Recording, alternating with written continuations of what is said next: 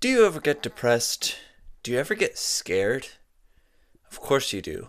Like everybody does. The world is dark and fallen and sinful. Why wouldn't you get scared? I get sad. I get depressed. I get scared. This video is about how I deal with it.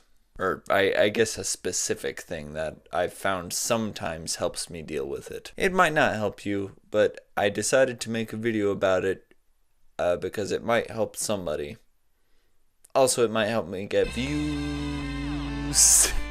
That's not actually serious. I hope not very many people watch this because it's not, in my opinion, a great video. Hi, I'm Joe. Welcome to Team Whatever and to the pitch.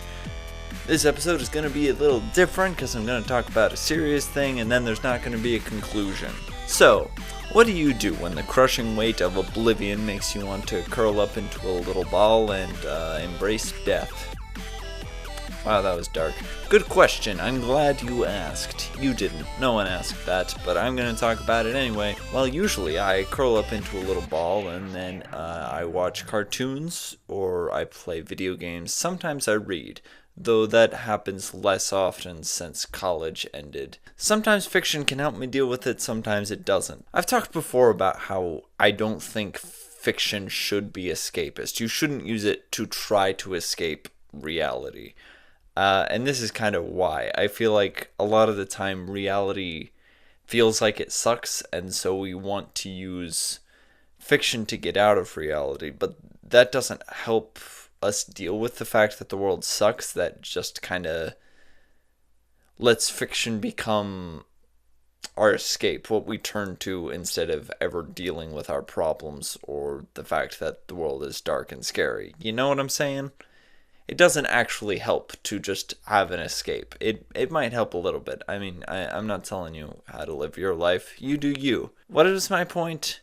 I think ideally fiction should be used less as a portal to escape from our problems and more as a mirror to help us see our problems more clearly and, help us deal with it rather than make us run away from it. You know what I'm saying?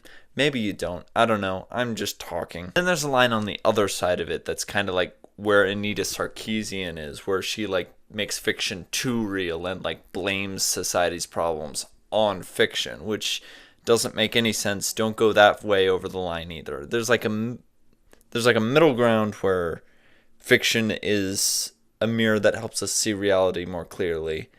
And then on the one side, you blame reality's problems on fantasy, and on the other side of that is where fiction is totally escapist and is used to run away from problems rather than actually deal with them.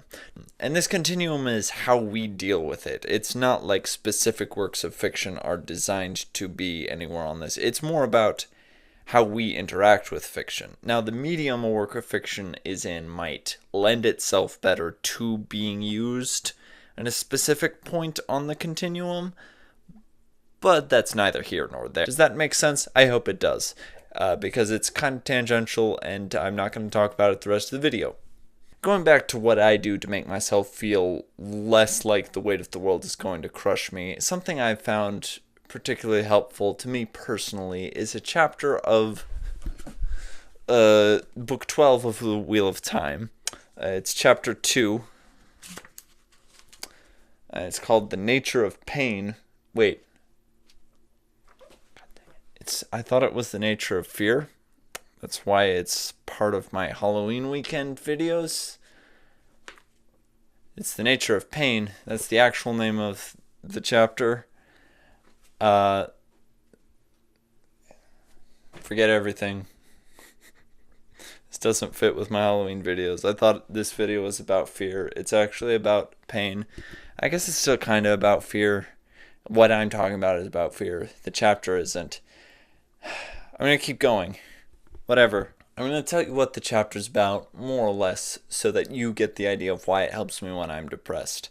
I'm going to oversimplify stuff. I'm going to spoil stuff. And most importantly, I'm going to mispronounce names because I don't read the pronunciation guide. And there's a lot of weird made-up words in the Wheel of Time.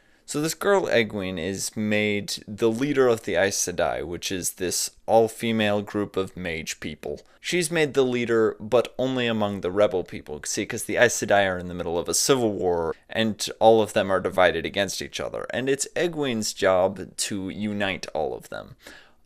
This sort of becomes part of a problem when the other leader kidnaps her and demotes her down to being just a novice again.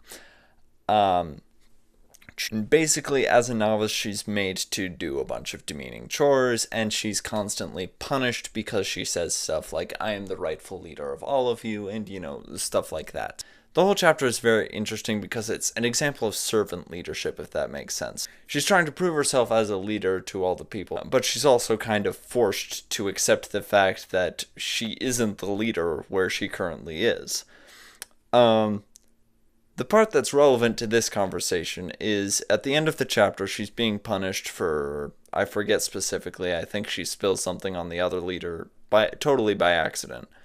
And she speaks out against something totally bullheaded and corrupt that she says. So she's being punished. She's literally being beaten by the person in charge of the novices. And Eggwin just starts laughing. Not because she thinks it's funny or because she's insane, though that's valid. Everyone's a little insane in these books.